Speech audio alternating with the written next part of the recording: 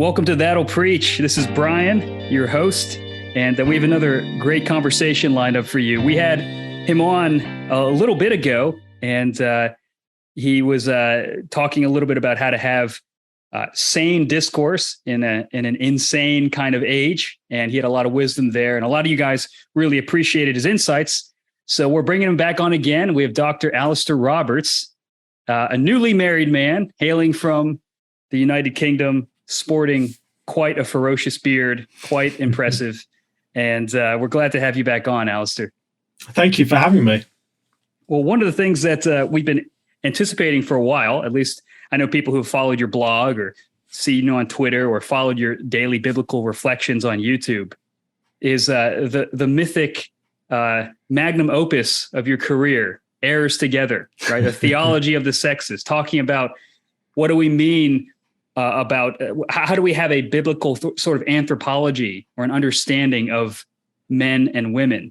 And for those listeners who haven't encountered your work, do you want to talk about what got you interested in a theology of the sexes? What does that even mean? And what kind of got you interested in this project of understanding masculinity and femininity? Yes. Well, I never set out to write such a thing in the first place. It was something that I was encouraged to do. And having read so much on the subject and been frustrated with a lot of the stuff that was out there, I thought it would be helpful to write something. And in many ways, I don't see it as some great magnum opus that I'm producing that's a highlight of my career. It's not really what I'm about. And in some ways, that's kind of the point. When we think about a theology of the sexes, it's often something that becomes people's focus. And my concern is that when that happens, we lose a sense of perspective. We lose a sense of how this fits into the broader frame of Scripture. And so my concern has always been primarily to read Scripture well and to read it as a full book, and to read it thinking about the typology, the symbolism, to think about the ways in which the story coheres, the way in which there are deep uniting themes, and there's a coherent message that emerges from it. And that is something that I've always wanted to maintain in every area in which I'm exploring, theology of the sexes being one of those. Now, when we're talking about a theology of the sexes, that's a bit of a misnomer.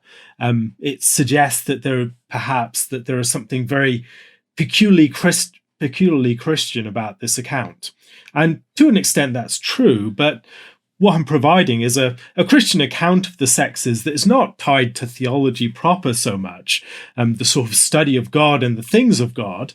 It's a study of the natural order of things that pertains to our being male and female. Now, that has relevance to all sorts of areas of life, areas of society, our psychology, our polities, and also our reading of Scripture and various other things like that. But my concern has always been to bring that sort of area of study, the questions that are involved in it, into a frame that is provided by a broader way of approaching the world, that has an extensive peripheral vision, that's not focused narrowly upon the sort of questions that animate us within the current context, but is just attentive to reality in its various facets, that's thinking about what is the history of the questions that we're asking? Why have these arisen in the form that they have at the time that they have? Thinking about the scriptural witness, not just in terms of the questions that animate complementarians or egalitarians, but the scriptural witness on its own terms. If we attend to the biblical text, what might we learn? What new questions might we be asking? Thinking about issues of biology, thinking about issues of sociology, and all these other areas which have often had limited play within Christian debates about the sexes. And so largely, my work is designed to almost step back from that focus and to restore something of the peripheral vision and the frame within which we think about these things. Also, to step back a bit from the framing that is provided by the conflict, the ideological conflicts themselves.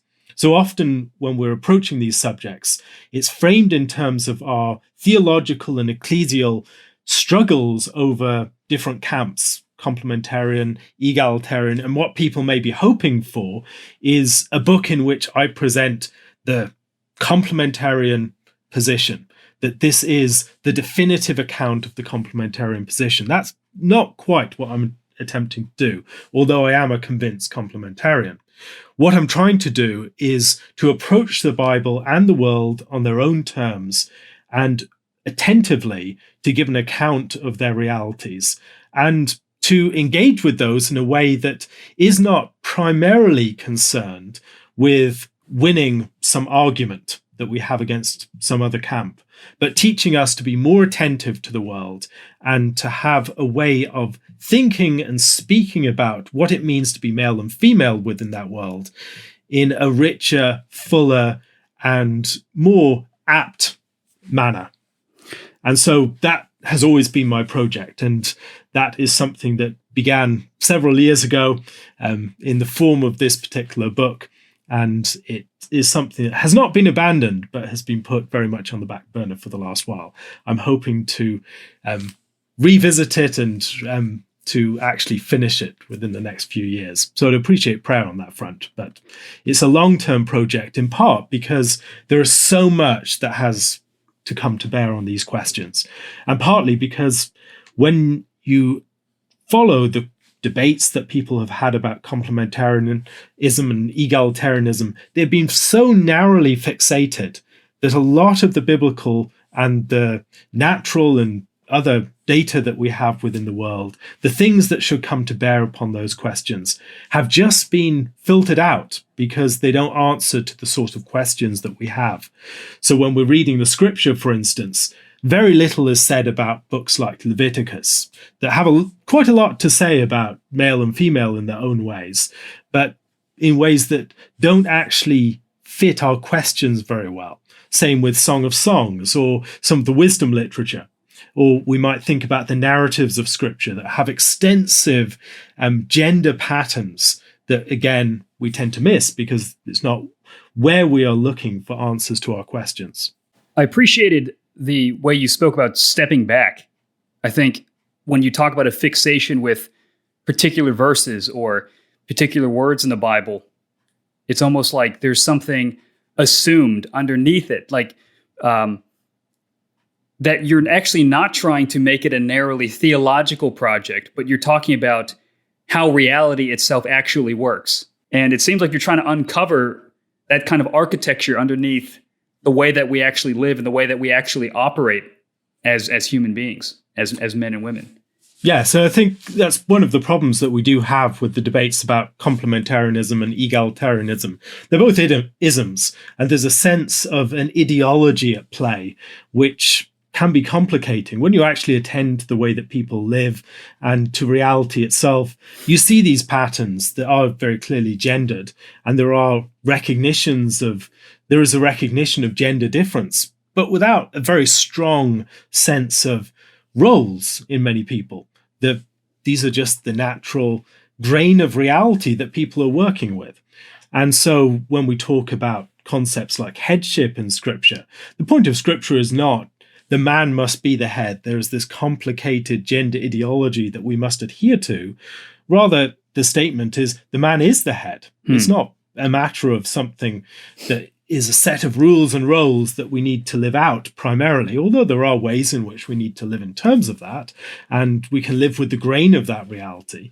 But often what we're trying to do is have an ideology that responds to some sense of lack or disorientation that we feel, particularly within the modern condition. And that, I think, is one of the reasons why there's been a lot of demand for theologies of sex and gender that really would not be demanded in quite the same way in the past. The whole concern for extensive theologies of gender and the sexes, it's a more contemporary concern. It's not something that has quite as extensive a precedent as people might think. And so we do see the tradition talking about sex, talking about the sexes and gender at many different points, but not in quite the ways that we do. or with quite the same amount riding upon it. I think the debates that we have today are very much shaped by our desire for an ideological foundation within a society where we feel disoriented in various respects. It does seem like what used to be intuitive in ages past has now had to become explained and made more explicit. Now, with that being said, I am curious, though, if you have, because this is something that my co-host Paul and I, we go back and forth about, on whether you can define masculinity in a way where you're saying something true of a man that cannot be equally said of a woman. Is there anything I can say beyond biology that would distinguish a man from a woman? And it sounds so silly because it seems so intuitive, and yet when you articulate it, it's difficult. And I think that is part of our problem. And you see that particularly in debates connected to trans issues. What is a woman? First of all, we need to consider the way that we are defining masculinity and femininity, or male and female, or man and woman. There are different shades of meaning to those things. So we can talk about maybe masculinity or those things that come, those traits that are more typical of men. Or we might think about maleness as the biological state of men. Or we might think about manhood as a state that you have entered into as a mature man. Think about man, again, it's an adult form of the male. All of these are slightly shades of related meaning. When we're thinking about masculinity, I think it's helpful to, or when we're thinking about a man, I think it's helpful to consider the way that that is defined not merely over against woman, but over against boy. A man is someone who's mature in maleness. Now, there are ways in which that can be defined in juxtaposition to a woman, but Adam was a man before Eve was created. There's a sense in which our being a man or a woman is not just contingent upon some other party over against which we define ourselves. There is an element of that to it, but that's not all it is. I think the other thing is that we need to just, when we're thinking about abstract definitions, consider primarily that being a man or a woman is about a particular installation into life. It's a way of being situated within human existence that is differentiated. And so there are possibilities and realities that are open to men that are not open to women. And that's not just a bare fact of biology. It's something that has implications for every single part of our existence. This is a helpful thing, a concept, the sexuate condition. So we talk about sex and sexuality, and those can be more narrowly focused upon our biological state or upon sexual relations, where there are reproductive relations or intimate genital relations between the sexes. But when we're thinking about the sexuate condition, it's getting at something of the way that as men and women, we are men and women all of the time. So I'm doing everything that I do as a man, and a woman is doing everything that she does as a woman. It's a fact that's behind everything. And so if I act in a particular way, it matters that I'm doing so as a man. Likewise, there are ways in which, for instance, a father figure can do exactly the same actions as a mother figure, and yet they resonate very, very differently. And so it's like describing perhaps the difference between a note played by a violin and a note played by a piano. It's the same note. They can be playing off the same piece of musical script. They can be playing as part of the same performance, but there's something about the quality of that note that is different because it's played by a different instrument. Now, I think that can feel like the challenge of defining what a man or a woman or masculine and feminine actually are, because we're trying to get at something that we can think about all the different commonalities that there are, and we can think about all the ways in which we can do exactly the same things. But that quality of difference is difficult to describe and demarcate. We know what it is. On some level, we have a sense of it. It's like smelling a perfume. You can't necessarily point out where the perfume stops and starts and exactly its contours, but we're very clearly aware of its presence. Now, when we're talking about male and female, there is something of that character to it. It's also important to think about the ways in which we look for certain types of definitions. And so we might think about a universal definition that applies to each and every member of the male class or the female class, that applies only to those members of the male class, only to members of the male class, or only to members of the female class. And those sorts of definitions are limited, in part, for instance, because male and female is a fact about two genres or genders of humanity. And those genders are not just identical human beings. There's something distinctively masculine about certain sorts of men that is seen in particular traits that many of us men don't have. And then certain traits that we have that are maybe distinctively masculine that other men don't have. And so those sorts of characteristics, which are more like family resemblances than hard and fast definitions, can often get filtered out when we are looking for those hard and fast definitions. We might also think about the ways in which many of the things that are male or female are culturally conditioned.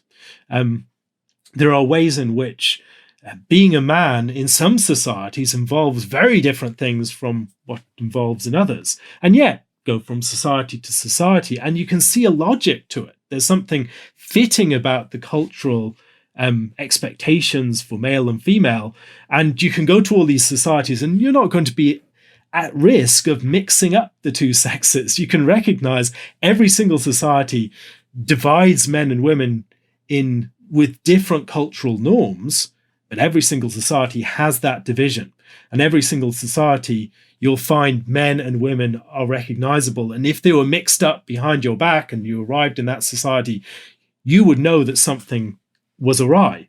This is something that Anthony Esselin points out that I think is just a very helpful point. It's a sort of injection of common sense into a conversation that is often lacking it because we're thinking at such abstract definitional levels. And many of the differences between the sexes, again, I think arise out of very concrete conditions and the ways in which we are installed into them. So, for instance, the fact that women bear children. It's something that comes with all sorts of implications, and it's just a very significant reality. Or the fact that men have greater strength on average. This is maybe something that's not true for each and every individual man, but as a group, it makes a big difference on a society-wide level. So, for instance, if we're thinking about those sorts of differences on average, we might think about the way that men are typically considerably taller than women, 5 inches on average in any single society. But there are great differences between society on the average height of men and women. And so some men are shorter, and some men are a lot shorter than most women. And some of us are fairly short relative to most men. I'm a fairly short guy. You and me both, Alastair. I know. This is the struggle. This is our counter all joy when we face trials. It is very difficult. Always having to look up, having that grip in your neck. But if you were to divide those people in society that are over 6 foot from everyone else, you'd find that group is overwhelmingly male. And if you're thinking about that particular trait and selecting for height, you'll find that you get an overwhelmingly male group. Likewise, for many other traits, on both male and female, for both male and female, there are distinctive traits that men and women excel at in different ways or are outliers for. And so those sorts of things can become stereotypes. If you say men are taller than women, it's a true thing. It's not saying that each and every man is taller than each and every woman. It's saying on average, or at the extremes, or the median man is taller than the median woman, whatever you're saying, there is something true there that is true on a group level that's not necessarily true on an individual level. And we have no problem making those sorts of statements about all sorts of other things. But when we make them about men and women, because there is so much freight there, we can find it very difficult. And I think people trip up on some of these points as well. So to say a true man is taller than a woman, you start to get into problems then, because you're trying to suggest that each and every man is taller than a woman, or to be tall is a condition of being a man. And it's clearly not, even though it's something of the reality of maleness and femaleness, that men are taller than women on average. And so we have these sorts of statements that can trip us up. Then we can also think about, in addition to those sorts of general norms that can easily lapse into unhelpful stereotypes that are just not true when they're absolutized or totalized, there are also things like archetypes. And so we can think about the ways that father figures or mother figures or the daughter or the son, or these various figures that are gendered and that have an imaginative purchase over us, to think about the ways that those things are used within scripture and society. They are powerful things. It's not necessarily the case that each and every woman fits each and every female archetype, or each and every man fits every male archetype, but those archetypes are real too. So what I'm trying to get at here is that when we're thinking about definitions, we need to recognize that a definition is a very limited thing. It can miss the way in which we are installed into reality differently as male and female, and that difference of installation into reality and sexuate existence means that we are always going to be in our definitions trying to grapple and scrabble to say something more than our words can actually capture. It's like recognizing the difference between your two eyes. They're both looking at reality. They're both very near to each other, but there's something fundamentally different about their installation upon your body that means that they see things differently. And together they can see things in a way that neither of them can see by themselves.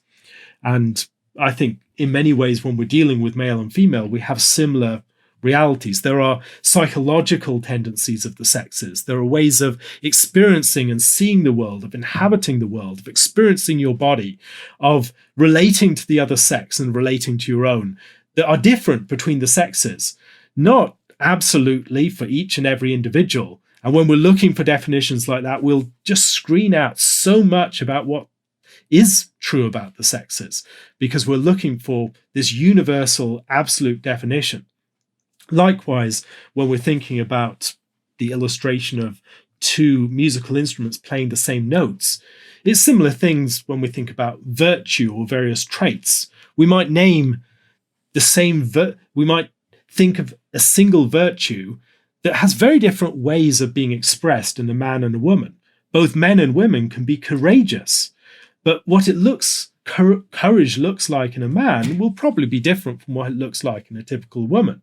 That doesn't mean that both can't be truly and profoundly courageous, and that there can't be something that's emulable for each sex in the other.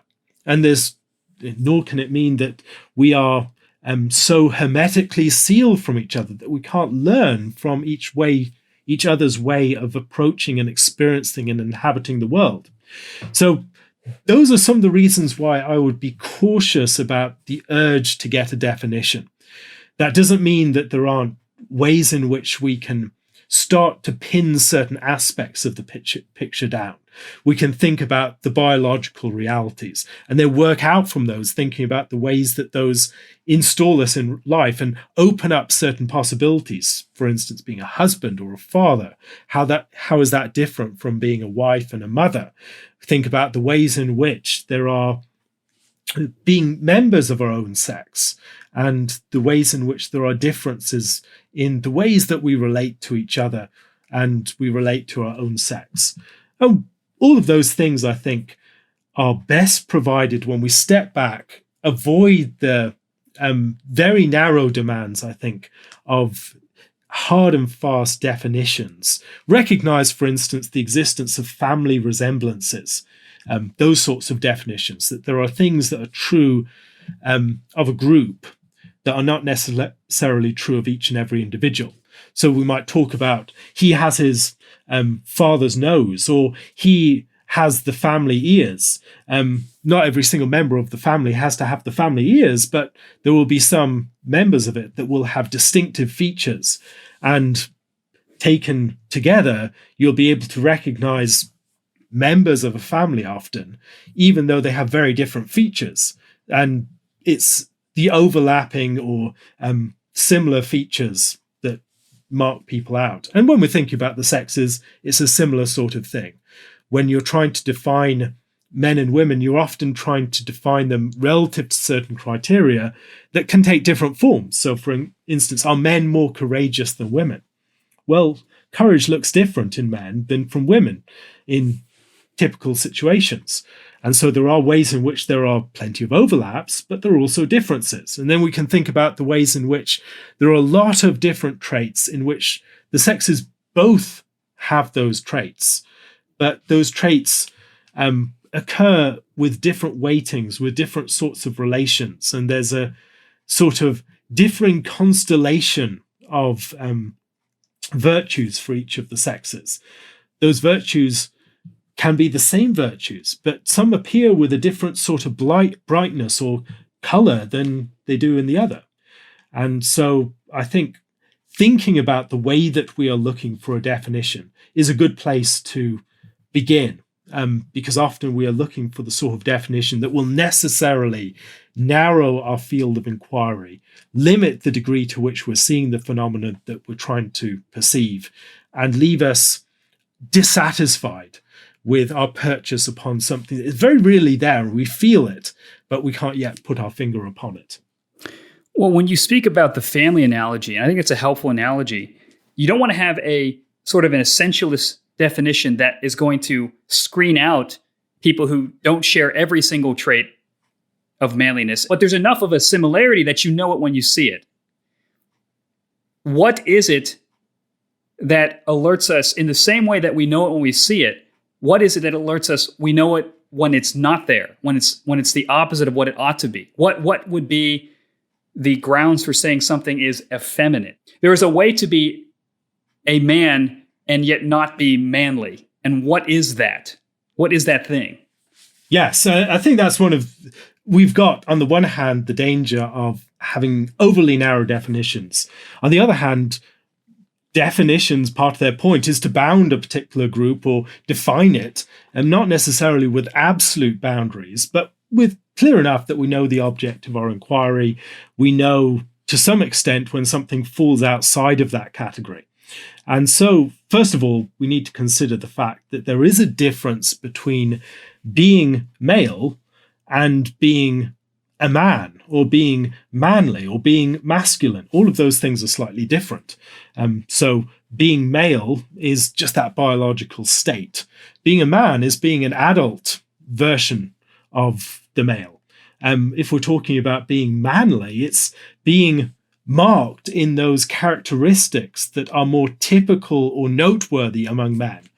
And being masculine is something similar, but it's when we're talking about manly, it's a more cultivated, generally, form of masculinity. So there are many people who are masculine, but those masculine traits can be a bit wayward, or they can be uncultivated, or they can be in vicious forms rather than virtuous ones. So often when we're talking about manliness, we're talking about something more virtuous than just raw masculinity. When we think about masculinity, we generally think about those things that are more distinctive of men, not those things that men share in common with women, which can be no less proper for men to have. And this is an important thing to recognize. Being a man is not necessarily being as different from women or over against women as possible. Many of the things that a mature man should exhibit are things that he will learn from women, and things that will make him more able to do things in women around women and with women and be in women's company without being a problem. And so we can think about the ways that many testosterone-fueled young men are not able to operate with wisdom and grace and self-control in ways that would enable them to act well with women. Whereas the mature man, the manly person, is someone who has mastered their traits and is able to be someone, for instance, who's gentle with children. And that's not necessarily a message, a lesson that he's going to learn from the masculinity gurus on YouTube. Is probably something he's going to learn from various women in his life. And that's part of what becoming a mature man means. But yet, on the other hand, as you say, there are forms of effeminacy, ways in which men fall short of attaining to those things that are good and properly characteristic of a mature form of male nature. And we can think about this in the way that we might think about a tree that has been stunted by the elements or by poor soil. That tree is nonetheless, it's still a tree, it's still a particular instance of its species, but there's something clearly that's wrong with it.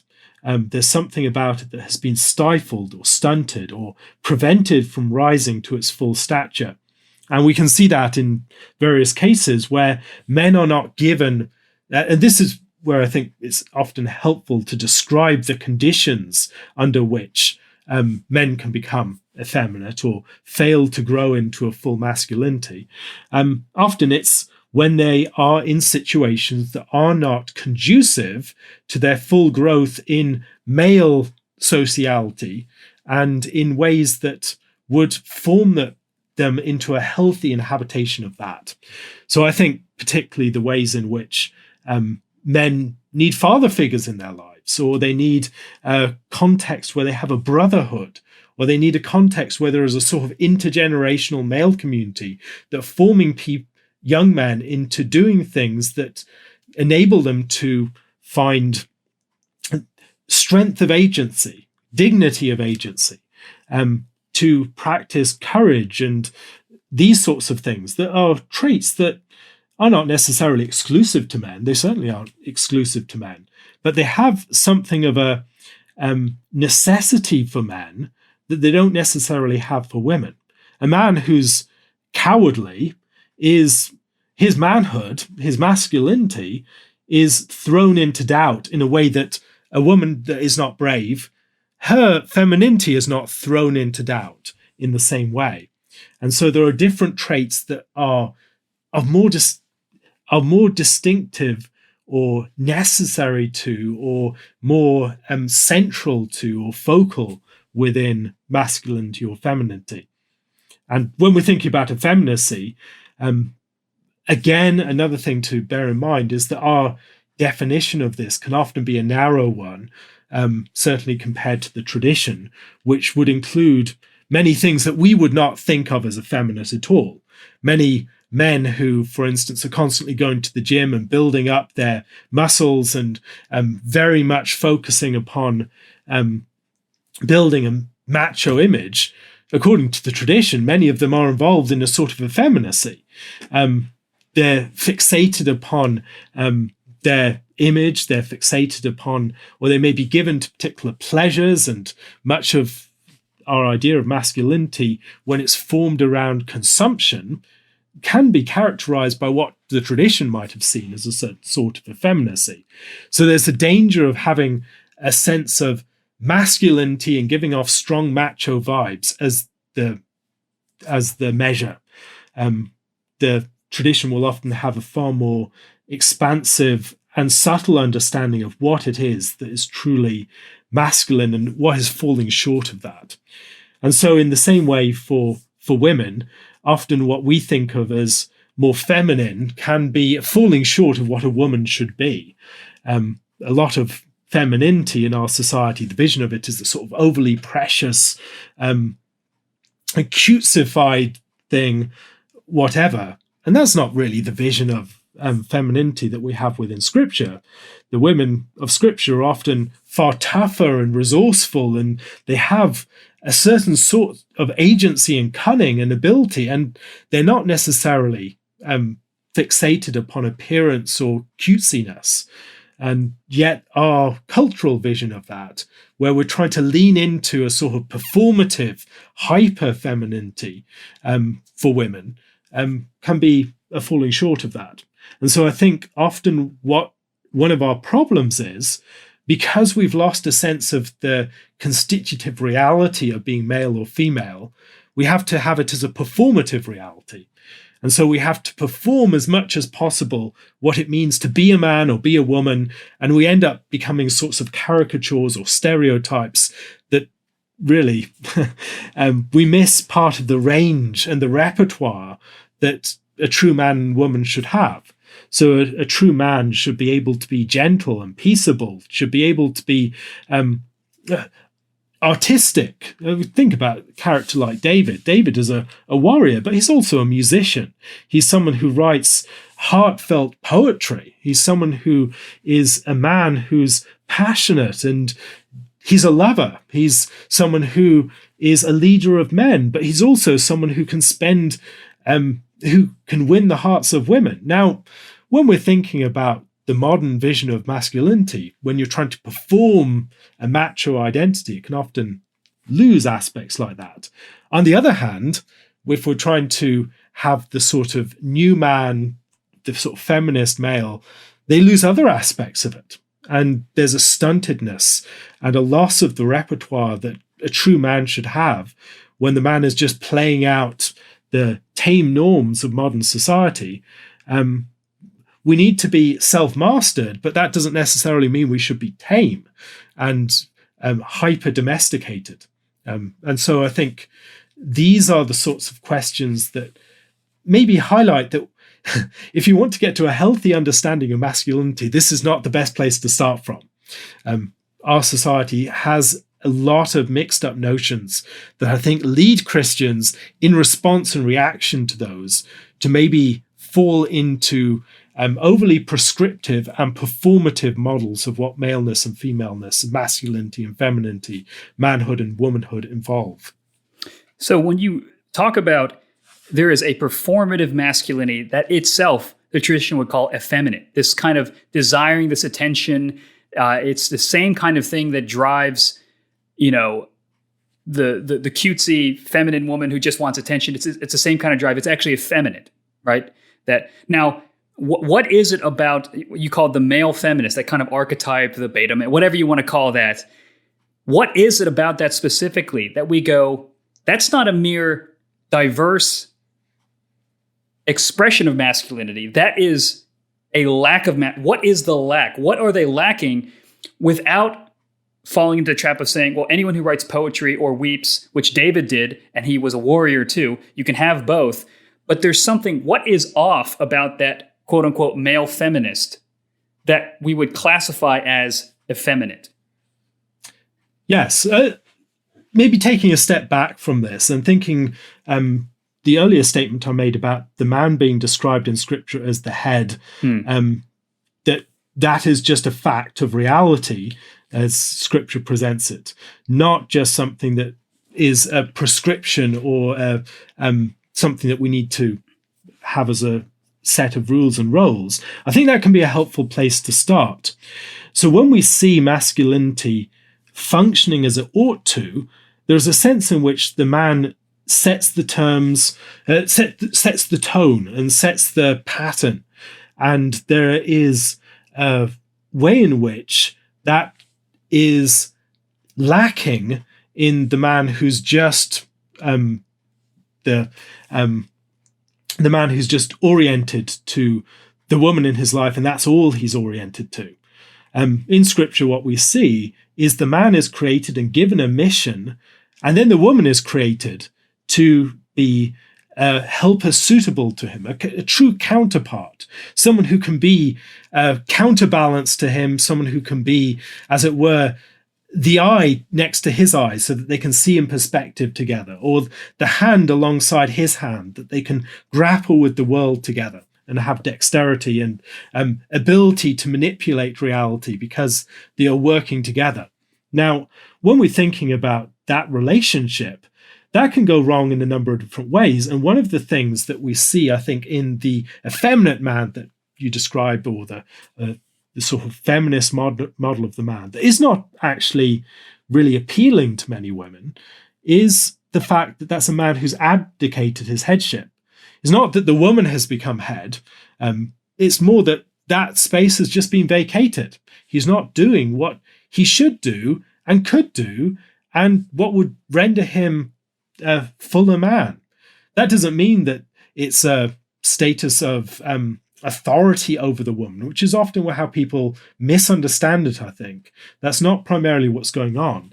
Rather, there's a sense of think about the relationship between Christ and the church.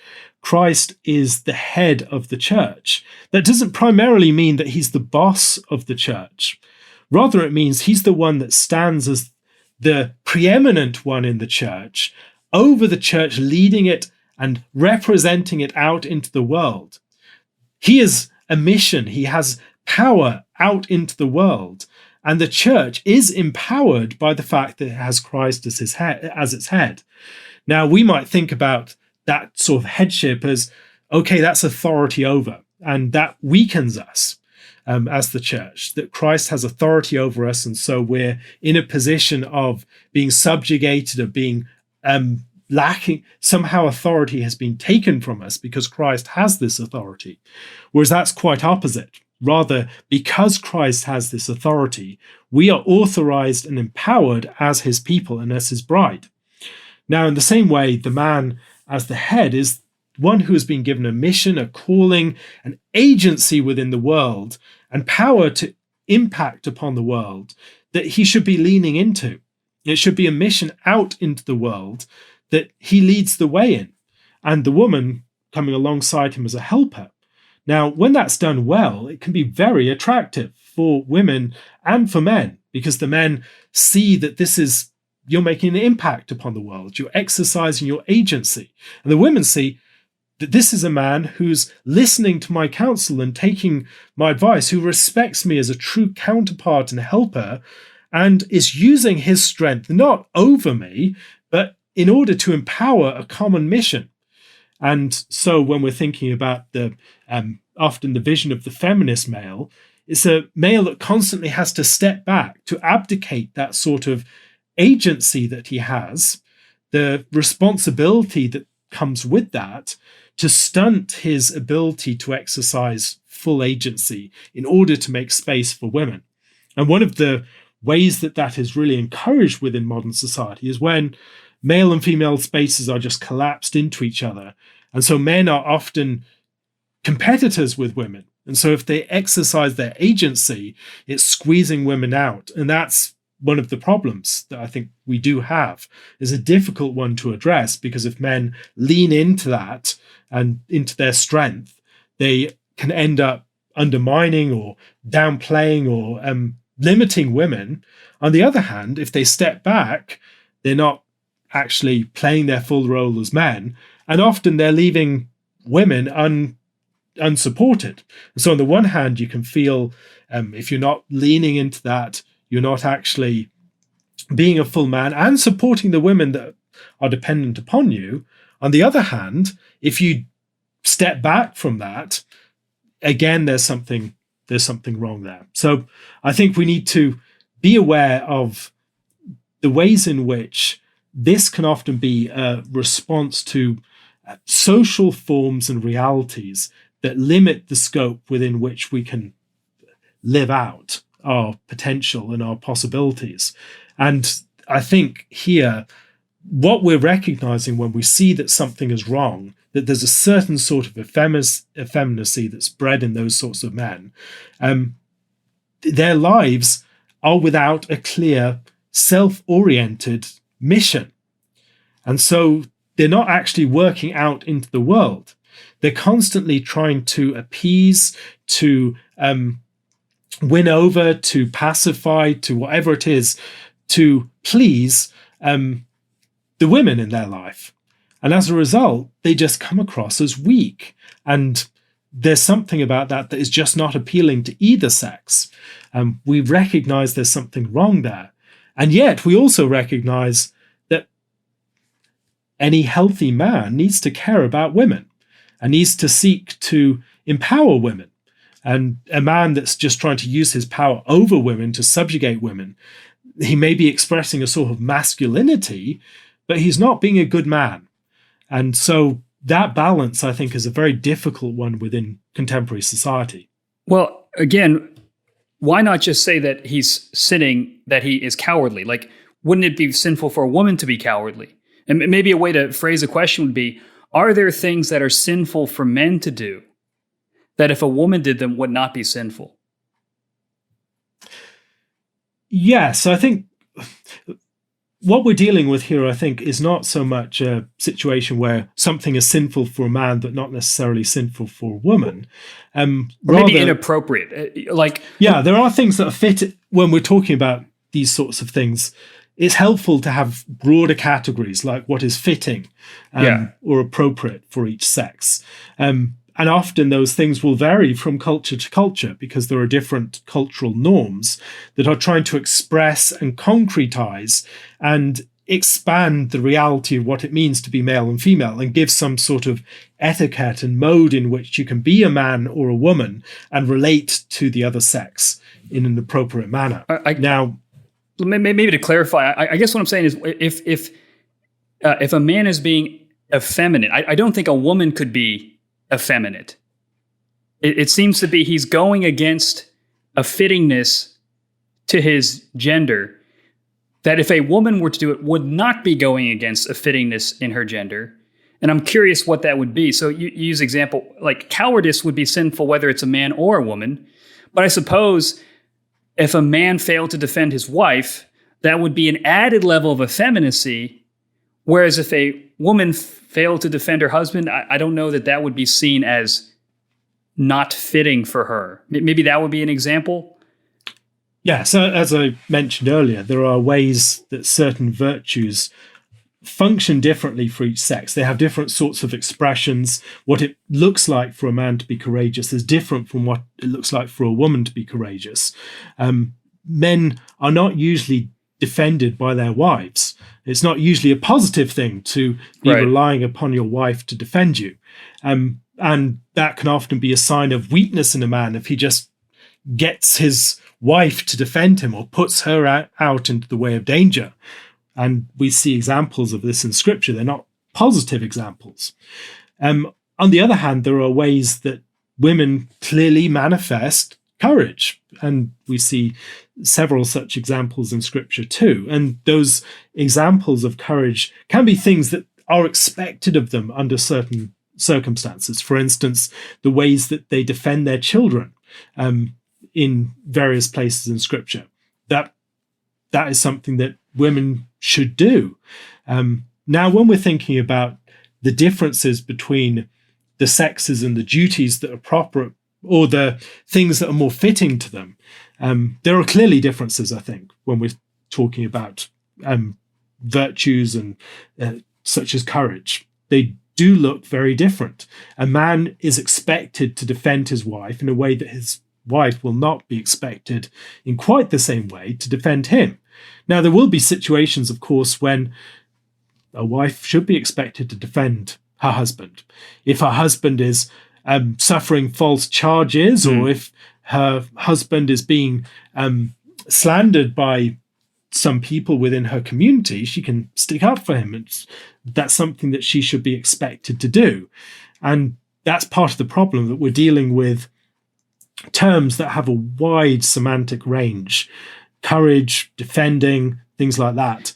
And we need to recognize that they are just different expressions of this. And so the man who sees his wife being attacked physically, he needs to defend her physically. And there's far more of an expectation. There's an expectation of physical defense of his wife that there is not in the case of her husband to the same degree, because of the differences in strength and the expectation that the man should be willing to lay down his life. There's something about the life of women and children that should be protected from the violence of society. And this is one of the reasons why traditionally, societies, for the most part, did not send women out to war because women are supposed to be protected from that sort of violence. Young men and middle-aged men can go to war, but older people, the infirm, women and children are protected from that sort of violence. And so there's a sort of social norm there that is gendered, that is based in part upon differences of strength, but also based in part upon the recognition that men are by nature more suited for combat, not just physically, but temperamentally. And also in other ways, that there are the fact that women bear children, the fact that women are at the heart of society. Men and women function differently within the lives of their families.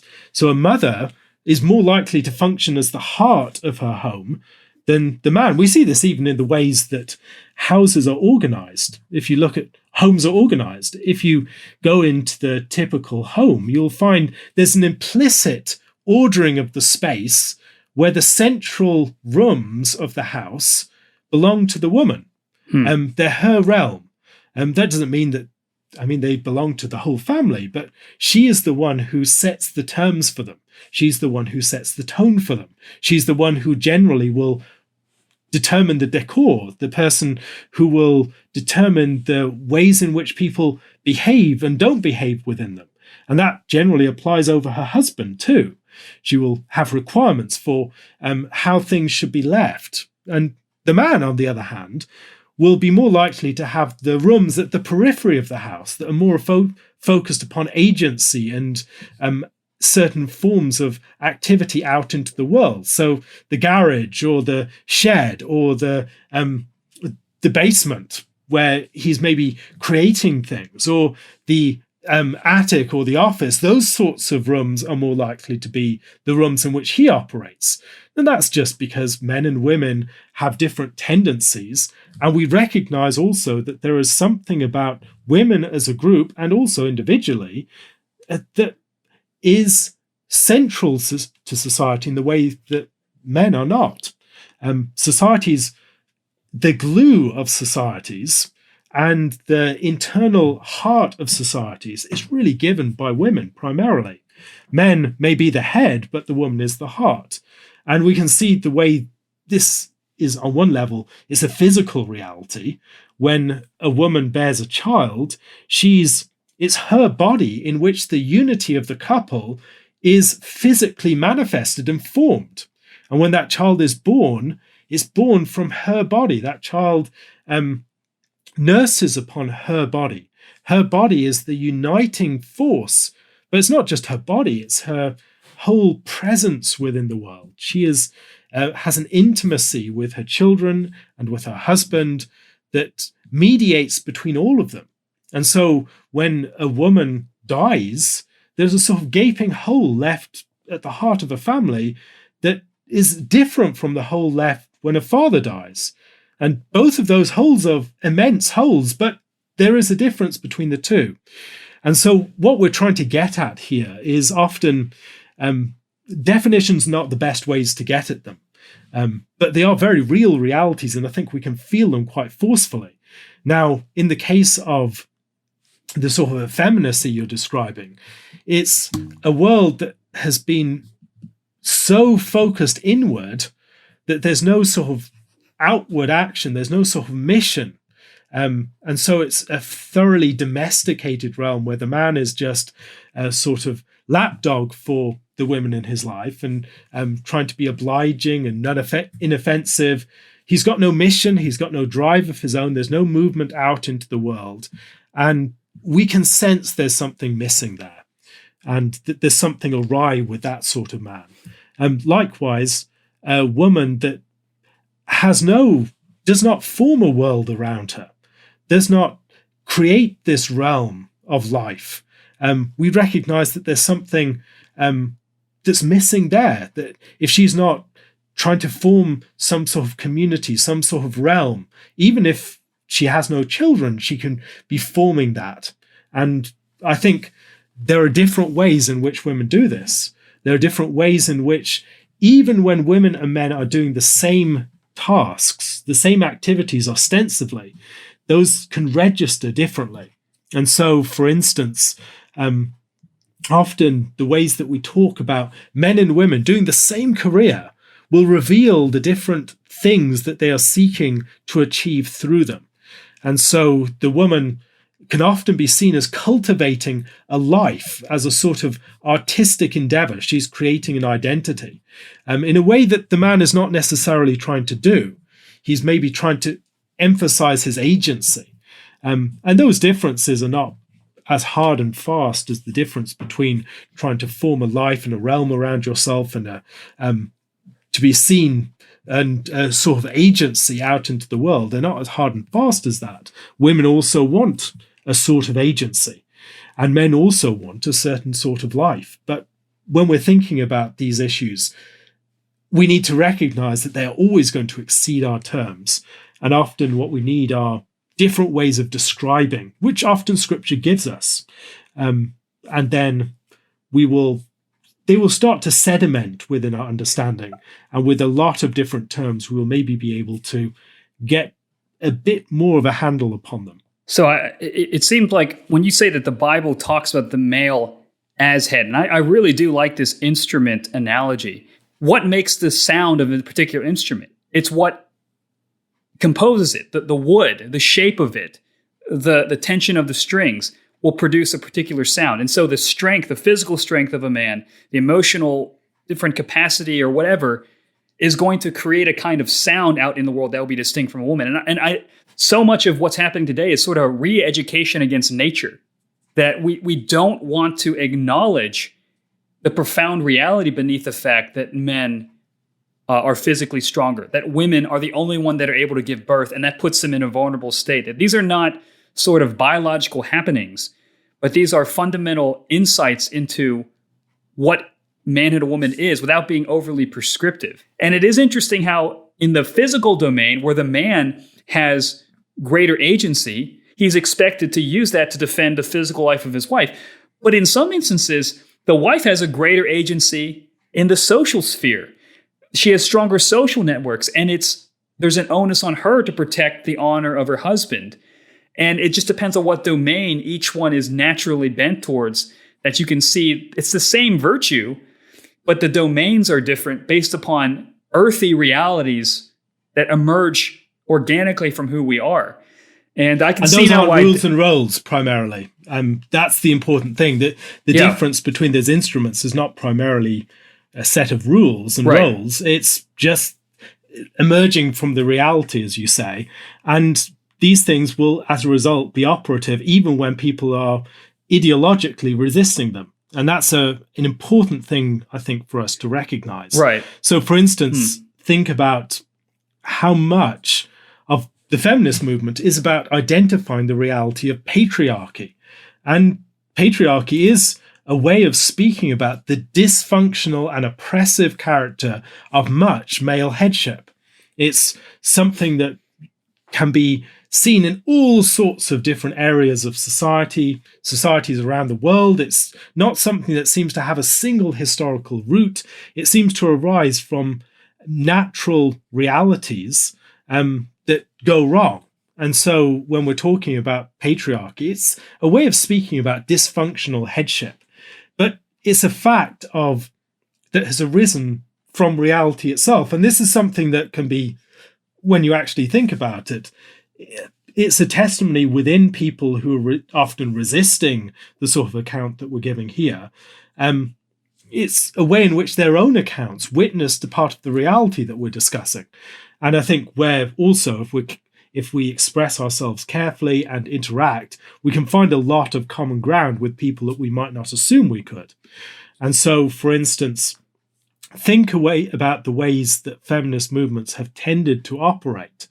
Think about the ways that they have tended to conceive of power and the importance of the ways that they've sought power, not primarily through forming power themselves, but through petitioning others to act on their behalf, or seeking administration of power that has been given, that has been established elsewhere.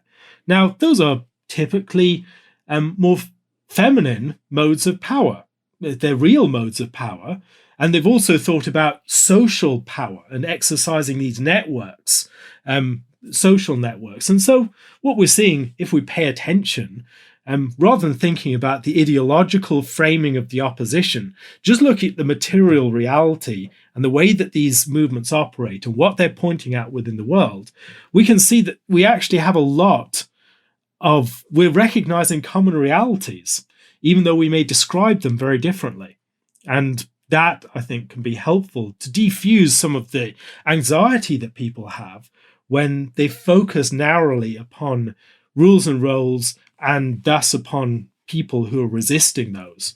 The natural realities will assert themselves even in those who are on the surface trying to resist them. And so when we look through all these different movements, we will see that. Likewise, if you think about the way that power will operate within male and female groups, it will play with the typical tendencies of men and women. And when we see in our screens again and again women cast in more male roles, we recognize something's off. We recognize that people wouldn't be responding to that woman as she walks into the room in the way that they are within this film. We recognize there's something awry. And there's something about the way that this person is acting that is not typically feminine. And it's not just that she is resisting some ideology. There's something about her that is not believable. We know how feminists act. They can resist the ideology, but in practice, they are acting in ways that are consistent often with their sex. Likewise, men who, even when they can resist all the expectations of society to be masculine, there are things that are fairly typical that still emerge in their practice. And so I think having a sense of confidence in nature's assertion, even in those people that most resist it, I think can be a helpful point within some of our gender debates. It can make us more attentive to realities that we might otherwise ignore. And it can give us a grounding for those duties, obligations, customs, and other rules and roles, whatever it is that we might want to build upon those, recognizing that those are not ultimately the foundation. They build up from actual natural realities that are deep-rooted. They aren't going to be readily eradicated, although we can be disoriented in them. It is funny when you see in media, there's the trope. I think you've actually written about this I always joke if you want to write a script about a strong action female character, there's always a scene where a guy puts his hand on her and she says, you touch me again, you die, something like that. And what's odd is, well, not odd, but interesting is all of these leading action female heroes are all very feminine in their physique. I mean, they don't look like an MMA fighter, And so there's this disjointed where you're telling me that this woman who's still, even in her trying to defy feminine tropes, is still a beautiful woman. She's got the hair, like all the trappings are there, but now we are expected to believe she can knock a man through a wall. And you see the same tropes, that the things that you'd expect within a society that recognizes these natural realities. You don't see these women being really beaten up. No. You see male characters being really beaten up. Yeah. But you don't see this with the women. And also there's a sort of performative attack upon the men. Often, as you mentioned, don't touch me again. This sort of extreme touchiness, right, that they have to perform their strength in a way that the man doesn't. Right. And there's something about that, I think of the expression from Margaret Thatcher, if you have to say that you're powerful, you aren't really powerful. Yeah. Something along those lines, that there is a sort of performative, exaggerated power, expression of power that just feels artificial. Now, there are some places where the type actually they pull it off fairly well, and it's fairly believable. Yeah. But it's a fairly common trope, and people recognize it by this point, and it's fairly tired. Partly also because these women can't be complicated characters because they're designed to be symbols of empowerment. Right. And so they can't be flawed and failing, which tend to be the most interesting characters. They have flaws, they have limits, they are rounded, and the strong female character just tends to be a very boring character because she's trying to make an ideological point in an unnatural way that does not actually resonate with how many women will actually experience the world. She's a performance of an ideological performance of strength that just does not ring true. And there is something there that is exhibiting a failure of imagination about how women actually do exhibit strength and courage. And this is one of the things I think that you see in Scripture again and again. There are women exhibiting courage and influencing the course of history in ways that are not recognized within our society. Now, think about the story of Scripture and the way in which the key junctures are often junctures in which women are giving birth and showing courage, resisting tyrants and other things like that. So think about the struggle that you have in the story of the patriarch's wives trying to give birth, and the struggle in pregnancy. It's this theme within the story of Sarai and the story of Rebecca and the story of Rachel and Leah, the rivalry between the two women and the need to arrive at forgiveness. And these things, we might think of those as trivial domestic dramas. But within Scripture, they are not seen as trivial domestic dramas. The whole fate of God's people hangs upon the way that these women face their situations. Same with the heroism of the Hebrew midwives, or of Jochebed and Miriam, or even Pharaoh's daughter in that situation, or the story of Hannah and the wrestling that she has in seeking a child, Samuel. Now, as we go through the story of Scripture, these are recurring themes, and they present women as strong agents and characters that are determining in their own way the course of history, but in ways that really do not conform to our limited concept of what heroism looks like, which is built upon a male mode, and we're trying to fit and force women into that. And so you don't get the story of Ruth within a modern framework of what the strong female character looks like. But Ruth is a strong female character. Right. And you're talking about, you talk about the critical points centered around birth. You think you're saying, like Hannah, Sarah, these women, Rachel craving, a child. And sometimes I think we domesticate and we think they just really want to have a cute kid. But I think they're believing the promise to Eve that she'd be the mother of the living. They are in times of remarkable darkness.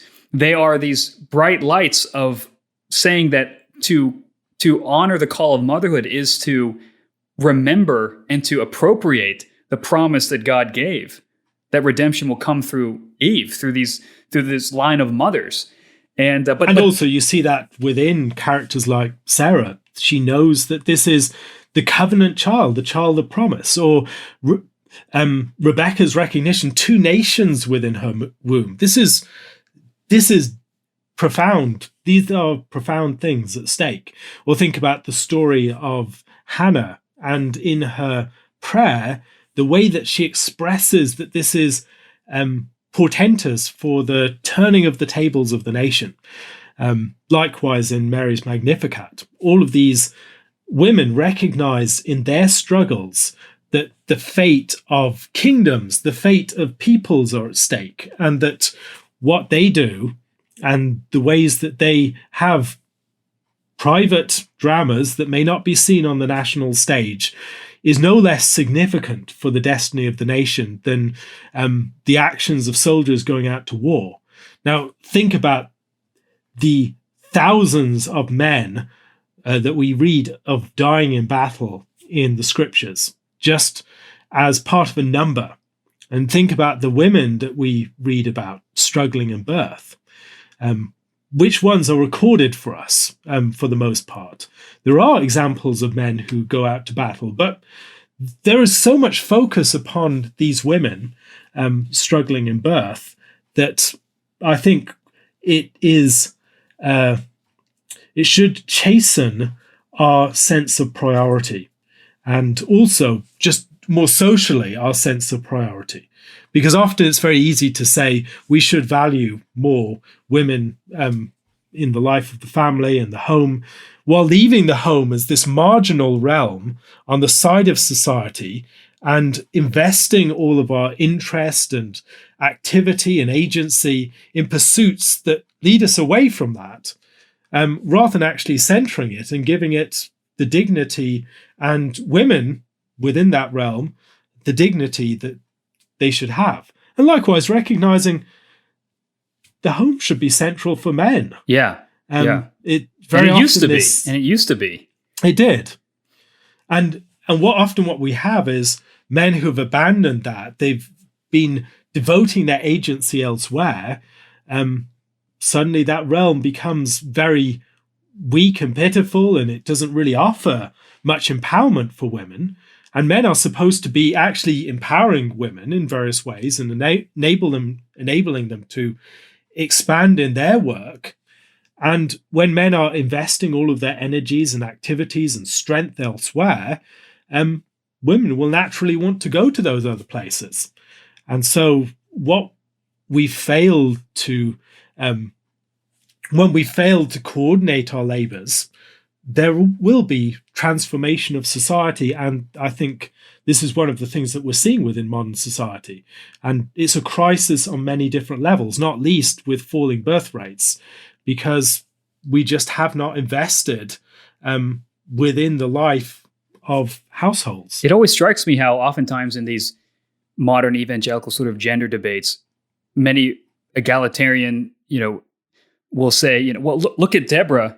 And I think it was Jael who, stuck the tent pole into the tyrant's head. And they highlight these women who are acting in these traditionally masculine warlike roles.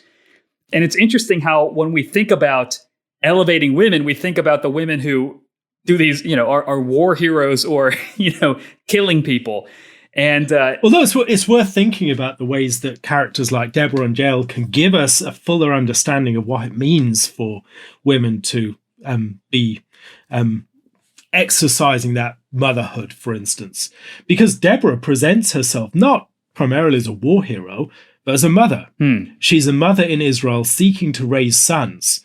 And the problem that Israel has is it's under the dominion of this foreign power, and it really does not have agency. It's been crushed.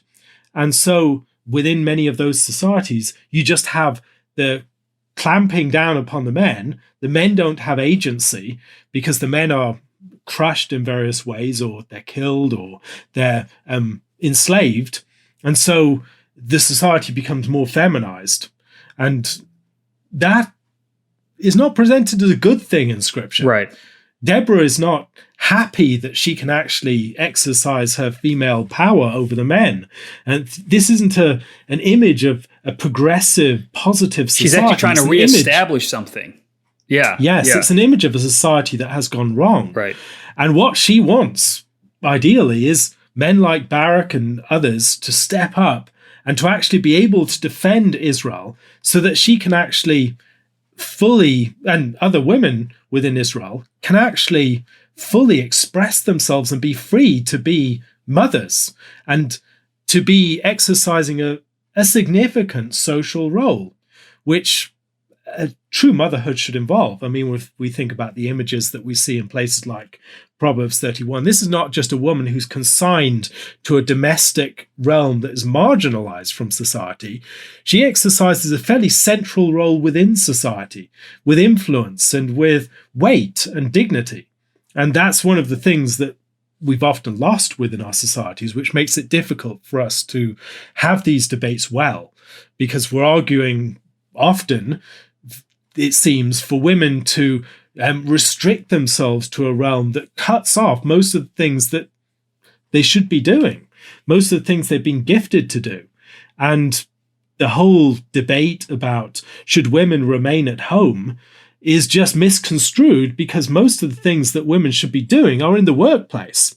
But the workplace is in the wrong place. That's part of the problem, that our society has been so divorced from its central engine and realm of life that we end up with a situation where women are torn between things that they should not be torn It's fat. I remember somebody wrote about how if you saw someone's resume that said they're a part-time nurse, educator, administrator, entrepreneur, social worker, psychologist, counselor, you would think that they should be paid millions of dollars. And yet mothers are doing all of those things when it comes to raising children. And it used to be that these male-female realities were born out of necessity. The man led the home because he's the only one who can move the plow. The woman was at home because she was the one who had the ability to bear children and to nurture them in their early ages. With industrialization, with modernization, with technology, those days are over. At least they're not going to be the mainstream of life, I don't think, anytime soon. So where do we go from here? How do we recapture? I mean, what does that tangibly mean? If you're talking to a young couple and saying you're the head, all right, and you're the helper, what does that mean Monday through Friday? I mean, we can't get overly prescriptive, but what are some directions that we could push people in the modern world to recapture a sense of maybe what was lost? Because I like the fact that infant mortality is down and that we have Advil, and that you're not going to die of a blood clot and stuff like that. So I don't want to overly romanticize the past, but where do we go? How do we recapture the home as a place of creation and male authority in the home as a leading out into the world? Well, first of all, I don't think it's helpful to think about this as a fundamentally conservative vision. I don't think our goal should be to try and recapture some state in the past. I don't think that there was some ideal desirable state in the past. In many ways, when you look back, you can see deep dysfunctionality. There are ways in which certain aspects of maleness and femaleness could be more visible or more prominent in the past in certain aspects. But there are many ways in which men and women were constrained by certain necessities that weren't good. Certain necessities, of course, helped them and nudged them towards playing out certain key realities of our nature, but many other of those necessities actually stunted them. And so when you're thinking about a society where there's constantly war and other things like that, think about the Song of Deborah talking about the situation where Sisera's mother is expecting him to come back, and she's expecting that there's a womb for each one of the warriors. They're just going around raping the women. And that's the sort of society that many people have lived in the past, a society of widespread violence and rape and pillage. And you don't thrive within that society, either as a man or a woman. There are certain men who may rise as warriors, but many men will just be prematurely killed and their wives be left as widows and their children orphans.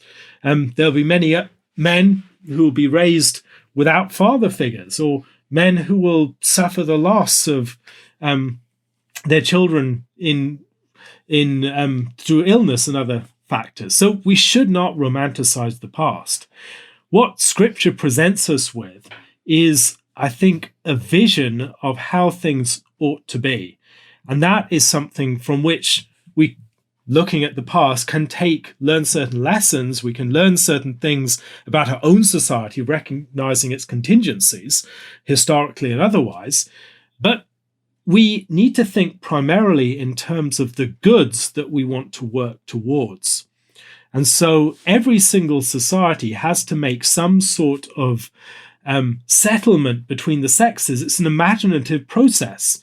And in some ways, there's a progressive element here. We need to think about this not so much as a state to be preserved or to be retrieved, but as something to be worked towards. It's a sort of dance that we need to construct that's not yet happening. It's happening intermittently and inconsistently, but there are ways in which we need to coordinate into a more full dance under the conditions that we have in our society. Now, those conditions are modern industrialized and post-industrial society. There's conditions that require a lot of imagination and creativity. And that's how I think we need to approach these questions more. We need to recognize the grain of our reality, that it is still operative, even if we don't think it is.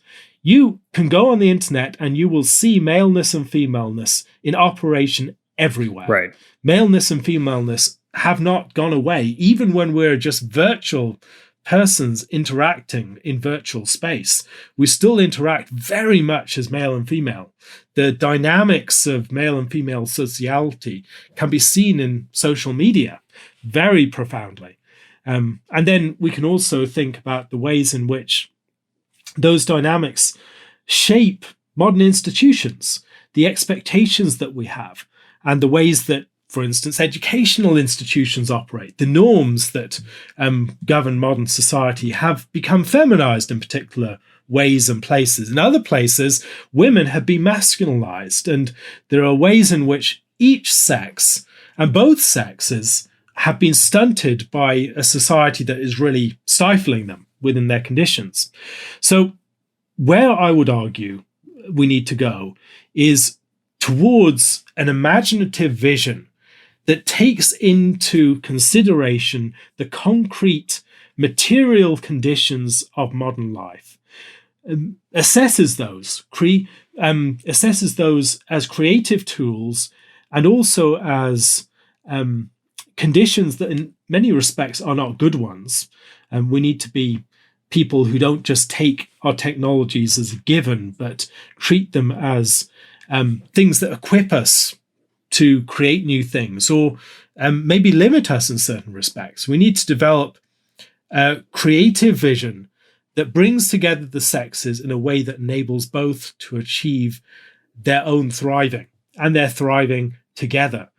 And that, I think, is something that requires far more than just turning back the past.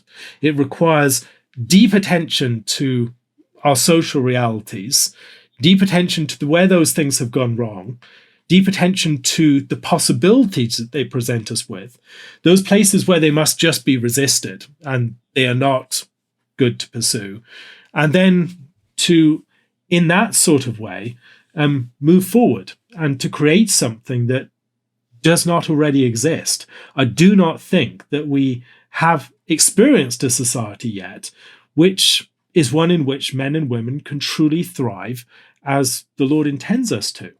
That is something that we need to creatively and imaginatively work towards.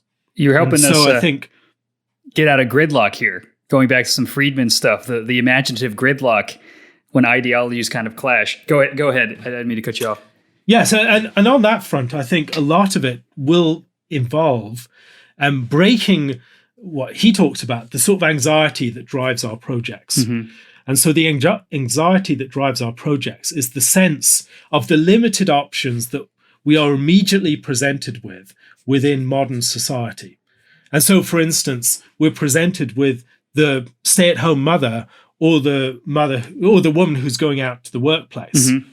Now, what if we broke with the sense that those are the options, mm-hmm. and imagined other ways of facing, of constructing our social reality, ways that actually did not divorce women from their agency in order to be at the center of life and family, nor to divorce them from their family to enjoy agency and influence and dignity within society. Neither of those options is a good option.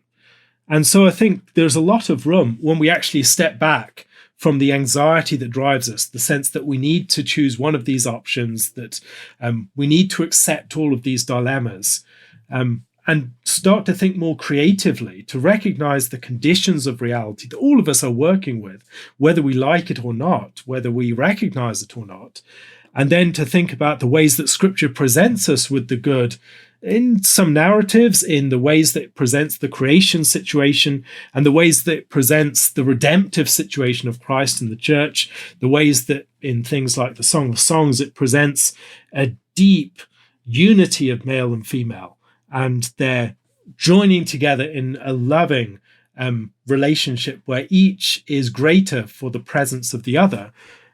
Those are the sorts of things that I think we need to look towards.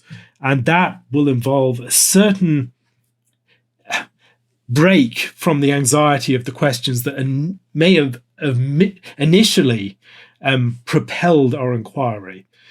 Stepping back from those and actually trying to look at reality, trying to look at the scripture, and through both of those things, getting a sense of possibilities and other things to pursue, which will always be partial, intermittent, and limited. We're never going to achieve some utopia within our lifetimes or some immediate overcoming of all the social constraints that we experience, but we can definitely take significant movements in the right direction and ways in which we can both rise to a greater level, male and female, to a greater level of appreciation of our own place within the world and an appreciation of the others and of the possibilities that open out to us when we work together as we can.